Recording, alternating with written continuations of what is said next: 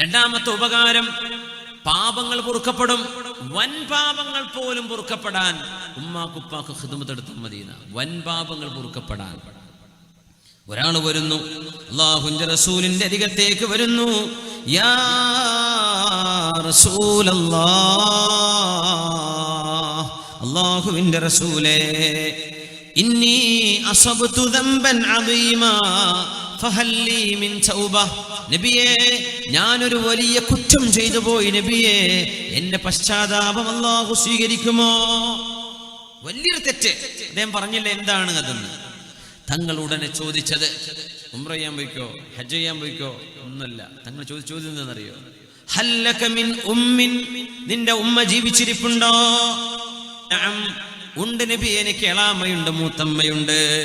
ഖാല ഫബിർറഹാ, ആ ഉമ്മായുടെ സഹോദരിക്ക് ചെന്നിട്ട് ഖിദ്മത്ത് ചെയ്തു കൊടുക്ക്, നിന്റെ വൻപാപം അല്ലാഹു പുറത്തു തരും.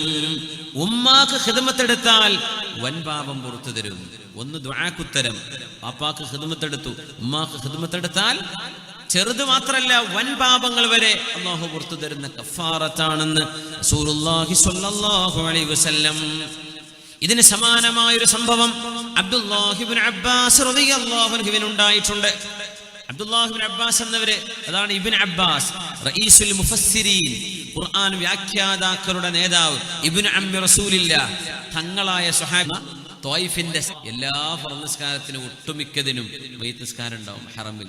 അതുപോലെ മയ്യിത്ത് നിസ്കാരം ത്വായിഫിൽ കാണാൻ പറ്റും. മസ്ജിദ് നബവി ത്വായിഫിലാണ്, മക്കയിൽ നിന്ന് ഒരു 60-70 കിലോമീറ്റർ ദൂരത്ത്. ഇബ്നു അബ്ബാസ് അതിഗുരുതരമായ തെറ്റ് എന്താ പറഞ്ഞെന്നറിയോ? ഇവിടെ വിഷയം, അദ്ദേഹം എന്ന് പറഞ്ഞു ഇബ്നു അബ്ബാസ് എന്നവരോട്, ഇബ്നു അബ്ബാസ് എന്നവരെ, ഇന്നി ഖതബതും, ദേഷ്യം കൊണ്ട് ഞാൻ അവളെ കൊന്നുകളഞ്ഞു. ഫഹൽ ലീ മിൻ തൗബ, എന്നെ വേണ്ടാന്ന് പറഞ്ഞൊരു പെണ്ണിനെ ഞാൻ കൊന്നുകളഞ്ഞു. അപരാധിയായൊരു പെൺകുട്ടിയെ എനിക്കവളെ വിവാഹം ചെയ്യാൻ സമ്മതം തരാത്തതിന്റെ പേരിൽ ഞാൻ അവളെ കൊന്നുകളഞ്ഞിട്ടുണ്ട്. ഫഗിർതു അലൈഹാ ഫഖതൽതുഹാ ഫഹൽ ലീ മിൻ തൗബ, എനിക്ക് പശ്ചാത്താപമുണ്ടോ എന്ന് ഇബ്നു അബ്ബാസ് തങ്ങളോട് ചോദിച്ചപ്പോ മഹാൻ കൊടുത്ത മറുപടി, ഉമ്മുക ഹയ്യ, നിങ്ങളുടെ ഉമ്മ ജീവിച്ചിരിപ്പുണ്ടോ? ലാ, ഇല്ല എന്ന് പറഞ്ഞു. ഉമ്മ മരിച്ചു പോയിട്ടുണ്ട്. തുബ് ഇലല്ലാഹി അസ്സ വജല്ല, എന്നാ പിന്നെ ഒന്നും പറയാനില്ല, അല്ലാഹുവിനോട് തൗബ ചെയ്യേ. വതഖറബ് ഇലൈഹി മസ്തതഅത്, വതഖറബ് ഇലൈഹി മസ്തതഅത്, അല്ലാഹുവിലേക്ക്, അല്ലാഹുവിന് ഇഷ്ടമുള്ള അമലുകൾ ചെയ്യ്, പരമാവധി അല്ലാഹുവിലേക്ക് അടുക്കാൻ നോക്ക്, തൗബ ചെയ്യ്. ഉമ്മല്ലല്ലേ? ഇല്ല എന്ന് പറയും. എന്നാ തൗബ ചെയ്യ്, അല്ലാഹു പുറത്തരട്ടെ. അദ്ദേഹം പോയപ്പോ ആളുകൾ ചോദിച്ചു. ഈ ഹദീസ് ഇമാം അൽ ബുഖാരി തങ്ങൾ അൽ അദബുൽ മുഫ്രദിൽ, സ്വഹീഹിലല്ല അദബുൽ മുഫ്രദിൽ കൊണ്ടുവന്നിട്ടുണ്ട്, സ്വഹീഹായ ഹദീസ്. അപ്പോ ആളുകൾ ചോദിച്ചു, അല്ല ഇബ്നു അബ്ബാസ് എന്നവരെ, ഈ അസർ ഇബ്നു അബ്ബാസ് എന്നവരെ, അയാൾ തൗബ ഉണ്ടോ എന്ന് ചോദിച്ചു, നിങ്ങൾ എന്താ ഉമ്മ ഉണ്ടോ എന്ന് ചോദിച്ചത്? ഉമ്മ ജീവിച്ചിരിപ്പുണ്ടോ എന്ന് ചോദിക്കാൻ കാരണം എന്താണ്? ഇന്നി ലാ അഅലമു അമലൻ അഖറബ ഇലല്ലാഹി അസ്സ വജല്ല മിൻ ബിർറിൽ വാലിദ, ഉമ്മാക്ക് സേവനം ചെയ്യുന്നതിനേക്കാളും ശ്രേഷ്ഠമായ വേറൊരു അമലുള്ളതായിട്ട് എനിക്കറിയില്ല. അതല്ലേ ഏറ്റവും വലിയ അമല്. അതുകൊണ്ടാണ് ഉമ്മ ജീവിച്ചിരിപ്പുണ്ടോ എന്ന് ഞാൻ ചോദിച്ചതെന്ന് മഹാനായ ഇബ്നു അബ്ബാസ് റളിയല്ലാഹു തആല അൻഹുമാ. ദൗമത്തുൽ ജന്ദലിൽ നിന്നൊരു പെണ്ണ് വരുന്നു. അവൾ സിഹ്ർ ചെയ്യുന്ന പെണ്ണായിരുന്നു. സിഹ്ർ ചെയ്യുന്ന പെണ്ണുങ്ങള്, പൊന്നാര പെണ്ണുങ്ങളെ, അള്ളാഹുവിനെ ഭയപ്പെട്ടോളൂ. ഇത് കേൾക്കുന്ന, ലൈവ് കേൾക്കുന്ന ആളുകളുണ്ടായി, ഈ പരിപാടിക്ക് ഇവിടെ വന്നിരിക്കുന്നവരെ, സിഹർ അക്ബറുൽ ഖബായിറാണ്. അള്ളാഹിനെ പേടിച്ചോളൂ. വൻപാപങ്ങളിൽപ്പെട്ട വൻപാപമാണ്, ചെറുതല്ല. ഒരാളെ ബുദ്ധിമുട്ടാക്കണം എന്നുദ്ദേശിച്ചിട്ട് ഏതെങ്കിലും ആളുകൾ, അത് തലപ്പാവ് കെട്ടിയ ഉസ്താദുമാര് വരെ അതിലുണ്ട്, സിഹർ ചെയ്യുന്നവർ. അള്ളാഹു അവർക്ക് തൗബ ചെയ്യാൻ അവസരം കൊടുക്കട്ടെ. എന്താണ് തൊൽസമാത്ത്, എന്താ അസ്മാ എന്ന് പറയാൻ കിട്ടുന്ന പുസ്തകം വെച്ചിട്ട് കള്ളി വരച്ചിരിക്കുകയാണ്. പച്ചയായ സിഹർ ചെയ്യുക, മനുഷ്യന്മാരെ ബുദ്ധിമുട്ടാക്കുക, പ്രയാസപ്പെടുത്തുക, രോഗികളാക്കിയ, പിശാചിനെ കൊണ്ട് ഉപദ്രവിപ്പിക്കുക. ഇതിന് ഉസ്താദിനെ കാണാൻ വേണ്ടി പോകണം, ഇന്നാളെ കാണാൻ വേണ്ടി പോകണം എന്ന് പറഞ്ഞ് സിഹറിന്റെ പണിയെടുക്കാൻ വേണ്ടി പോകുന്നവരിൽ ബഹുഭൂരിഭാഗം ആളുകൾ പെണ്ണുങ്ങളാണ്. ഇത് പറയാതെ വയ്യ. പൊന്നാര പെണ്ണുങ്ങളെ, നിങ്ങളോട് സ്നേഹം കൊണ്ട് പറയാണ്, അള്ളാഹുവിനെ ഭയപ്പെട്ടോളി. ഒരു മനുഷ്യനെ എങ്ങാനും ബുദ്ധിമുട്ടാക്കുന്ന ഒരു പണി, ഒരാൾക്ക് നിങ്ങൾ 100 രൂപ കൊടുത്താൽ മതിയാവും. ചിലപ്പോൾ ഒരു മനുഷ്യന്റെ ലക്ഷങ്ങൾ തകർന്നു പോകാൻ. ജീവനോടെ നടക്കുന്ന ഒരു മനുഷ്യനെ രോഗിയായി കിടത്താൻ നിങ്ങൾ ഈ സിഹ്ർ ചെയ്യുന്നവന് കൊടുക്കുന്ന ഏതെങ്കിലും ചെറിയ ദക്ഷിണ മതിയാവും. മുസ്ലിം അല്ലാത്തവരോടും മുസ്ലിമീങ്ങളോടും ചെന്നിട്ട് പച്ചയായ സിഹ്ർ ചെയ്യിപ്പിക്കുന്ന പരിപാടി. അതുകൊണ്ടാണ് ഖുർആൻ വമിൻ ശർറിൻ നഫ്ഫാഥാതി ഫിൽ ഉഖദ, കെട്ടുകളിൽ ഊതുന്ന നഫ്സുകൾ എന്നവിടെ അർത്ഥമുണ്ട്. അതോടൊപ്പം തന്നെ കെട്ടുകളിൽ ഊതുന്ന പെണ്ണുങ്ങൾ, സിഹ്ർ ചെയ്യുന്ന പണി ഏറ്റവും കൂടുതൽ ചെയ്യിപ്പിക്കുന്നത് പെണ്ണുങ്ങളാണ് എന്ന് അല്ലാഹു അവിടെ സൂചിപ്പിച്ചിട്ടുണ്ട്. അല്ലാഹുവിനെ ഭയപ്പെട്ടോളൂ. എങ്ങാനും തൗബ ചെയ്യാൻ കഴിയാതെ മരിച്ചാൽ നരകമാണ്. അള്ളാഹു ആ തൗബ സ്വീകരിച്ചില്ലെങ്കിൽ നരകമാണ് അതിന്റെ ശിക്ഷ. ഒരു മനുഷ്യനോട് ദുൽമ ചെയ്യാൻ, ആരോടെങ്കിലും വെറുപ്പുണ്ടായതിന്റെ പേരിൽ, ആരോടെങ്കിലും ദേഷ്യമുള്ളതിന്റെ പേരിൽ ഇതുപോലെയുള്ള സിഹറിന്റെ പണി ഒരാൾക്കും ഈ ശറഅ് അനുവദിച്ചിട്ടില്ല, ചെയ്യാൻ പാടില്ല. പഠിക്കൽ ഹറാമാണ്, അത് ചെയ്യൽ ഹറാമാണ്, അത് ചെയ്യുന്നവരടുത്ത് പോകൽ ഹറാമാണ്, അതിന് ഓട്ടോറിക്ഷ വിളിക്കൽ ഹറാമാണ്, പൈസ കൊടുക്കൽ ഹറാമാണ്. അതിന്റെ പേരിൽ ഈ പച്ചയായ സിഹർ നാടുകളിൽ എല്ലാവിധ അമ്പലത്തിലും അവിടെ ഇവിടെയും ഉസ്താദന്മാര് പലരും, അതിൽ നല്ല ആൾക്കാരുണ്ട്, സ്വാലിഹീങ്ങളായ ആബിദീങ്ങളായ അള്ളാഹുവിനെ ഭയപ്പെടുന്ന, ദുആ ചെയ്യുന്ന, റുഖിയ ചെയ്യുന്ന, നല്ല ചികിത്സ ചെയ്യുന്ന ആലിമീങ്ങളുണ്ട്. പക്ഷേ കള്ള നാണയങ്ങളും നല്ല നാണയത്തിന്റെ അടിയിലൂടെ പോകുന്നുണ്ട്. എന്നിട്ട് സിഹർ ചെയ്യിപ്പിക്കുക, മനുഷ്യന്മാരെ ബുദ്ധിമുട്ടാക്കുക. അവൻ എൻ്റെ അയൽവാസി പെണ്ണ് കുടുങ്ങണം, ഇവനിങ്ങനെ അടങ്ങാറാവണം, അവൻ്റെ ആ വീടൊന്ന് നഷ്ടപ്പെടണം, അവൻ്റെ ആ ജോലി ഒന്ന് പോയി കിട്ടണം, അവനൊന്ന് തലകുത്തനെ ഗൾഫിൽ നിന്നിട്ട് വരണം. ഇതൊക്കെയാ ലക്ഷ്യങ്ങൾ.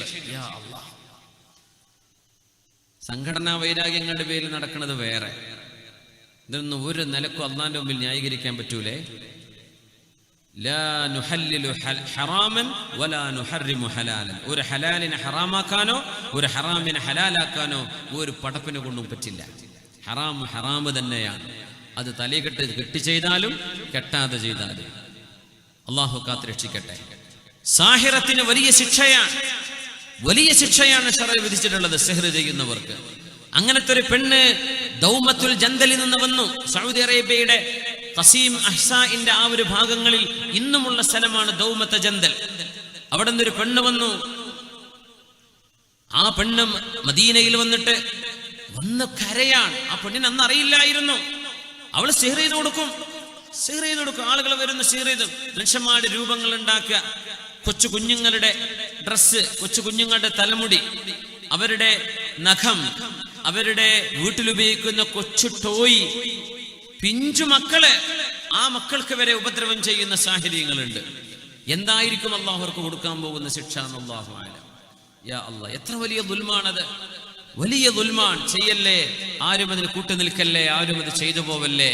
ഒരു മനുഷ്യരെ ഉപദ്രവിക്കാൻ ആരെന്ത് ചെയ്തു തരുന്നുണ്ടോ അത് സിഹറായിരിക്കും. അതിന് നോക്കേണ്ട ആവശ്യമില്ല. ഒരു മനുഷ്യനെ ബുദ്ധിമുട്ടാക്കാൻ വേണ്ടി നിങ്ങൾ ആരോട് എന്ത് സഹായം ചോദിക്കുന്നുണ്ടോ ആ മനുഷ്യൻ ചെയ്തു തരുന്നത് സിഹറാണ്. യാതൊരു സംശയവുമില്ല. അത്തരം ആളുകളടുത്ത് പോകാനും പാടില്ല, അവരെ സമീപിക്കാനും പാടില്ല. അവര് തൗബ ചെയ്ത് മടങ്ങേണ്ടവരാണ്, പോകുന്നവരും ചെയ്തു കൊടുക്കുന്നവരും. ഇതൊക്കെ അറദുൽ ഹയാത്തി ദുനിയ. 2 റുപ്യ കിട്ടിയെന്ന് വരും അല്ലേ, ദുനിയാവിൽ നല്ല വണ്ടിയും കാറൊക്കെ ഉണ്ടായി വലിയ ഉഷാറായി എന്ന് വരും. ഖബറിൽ ചെന്ന് കിടക്കുന്നൊരു ലോകം നമ്മൾ കാത്തിരിക്കണില്ലേ? പരലോകം നമ്മൾ കാത്തിരിക്കണില്ലേ? നമ്മൾ എന്താ വിചാരിച്ചത്?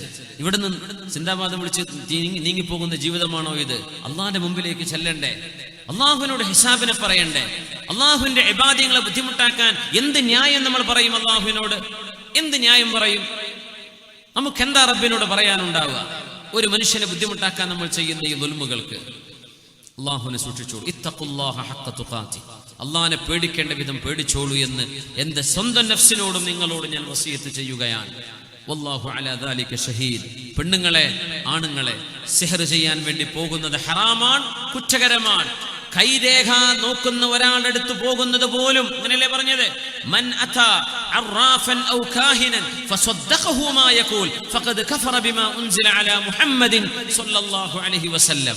കൈരേഖ നോക്കുന്ന ഒരാൾ, കൈരേഖ വെറുതെ പറയും, കൈ നോക്കട്ടെ, എനിക്കൊന്നും വേണ്ട, നിങ്ങളൊന്നും തരണ്ട, ഞാൻ വെറുതെ നോക്കിക്കോട്ടെ, അങ്ങനെ കൈ നീട്ടി കൊടുക്കാൻ, നിങ്ങൾക്ക് എത്ര ആയുസ്, ഇന്നതൊക്കെ നടക്കും എന്ന് ഏതെങ്കിലും ഒരാൾക്ക് വേണ്ടി കൈ നീട്ടി കൊടുക്കുകയും ആ മനുഷ്യൻ പറയുന്നത് വിശ്വസിക്കുകയും ചെയ്താൽ ഇസ്ലാമിൽ നിന്ന് അയാൾ പുറത്തുപോയി എന്ന് ഹബീബുനാ റസൂലുള്ളാഹി സ്വല്ലല്ലാഹു അലൈഹി വസല്ലം. ഇത് പറഞ്ഞ എന്താ വേണ്ടത്? ഇസ്ലാമിന്ന് പുറത്തുപോയി. ഒരാൾ വിശ്വസിക്കാതെ വെറുതെ ചെയ്തു. 40 ദിവസത്തെ അയാളുടെ ഇബാദത്തുകൾക്ക് അല്ലാഹു പ്രതിഫലം കൊടുക്കുകയില്ല. 40 ദിവസത്തെ അമല് എങ്ങനെയാണെന്നറിയോ? വെറുതെ ഒന്ന് വായിച്ചു, കൈരേഖാശാസ്ത്രം വെറുതെ വായിച്ചു, ഒരു എന്താ പറയാ, ആസ്ട്രോളജി എന്നല്ലേ പറയാ അതിന്, ഹൊറോസ്കോപ്പ് അല്ലേ, എന്താണ് മലയാളത്തിൽ പറയല്ലേ, എന്താണ് രാശി നോക്കുന്ന പരിപാടി. അത് വെറുതെ വായിച്ചു രസായിട്ട് 40 ദിവസത്തെ അമല് പൊളിഞ്ഞു പോകും. വെറുതെ വായിച്ചാൽ വിശ്വസിച്ചോ ഇസ്ലാം എന്ന് പുറത്തും പോകും. എന്റെ നാളെ ഇന്നതാലേ, അപ്പൊ എനിക്ക് അടുത്ത ആഴ്ച ഇന്നത് വരുമല്ലേ, എഴുതിയതോ പറഞ്ഞതോ വിശ്വസിച്ചാൽ ഇസ്ലാം എന്ന് പുറത്തുപോയി. ഹബീബിന്റെ ഹദീത്ത് സ്വല്ലല്ലാഹു അലൈഹി വസല്ലം. അത്ര ഗൗരവം. പിന്നെണ്ട് സാഹിറിന്റെ വിഷയങ്ങൾ. സാഹിര്യങ്ങൾ മനുഷ്യന്മാരെ പഴപ്പിക്കാൻ വരുന്നവരാ. ദൗമത്തുൽ ജന്ദലിൽ നിന്ന് ഒരു പെണ്ണ് വന്നു. മഹദിയായ ആയിഷ ബീവി റളിയല്ലാഹു അൻഹയാണ് കഥ പറയുന്നത്. ആയിഷ ബീവി പറയുന്ന ഒരു പെണ്ണ് കരഞ്ഞു ഓടി നടക്കുന്നുണ്ട് മദീനയിൽ. എന്താ കാരണം?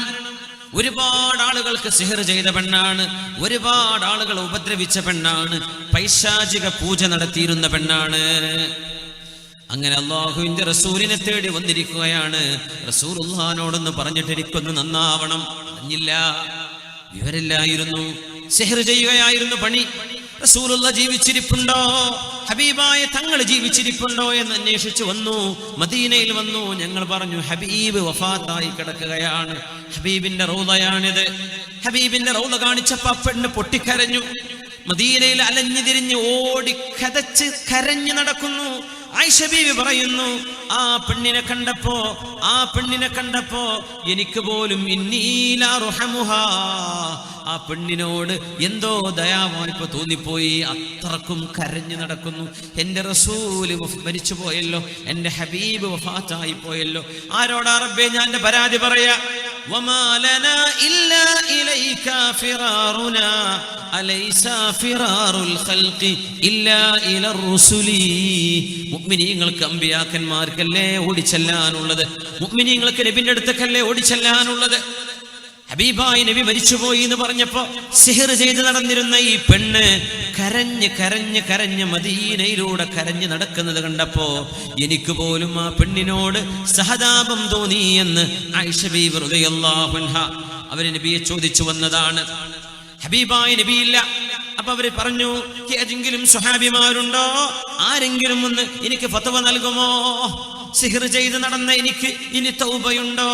ഞാൻ എന്താണ് ചെയ്യേണ്ടത് എന്ന് തൗബ ചെയ്ത് നടക്കാൻ വന്നതാണ് അവര്.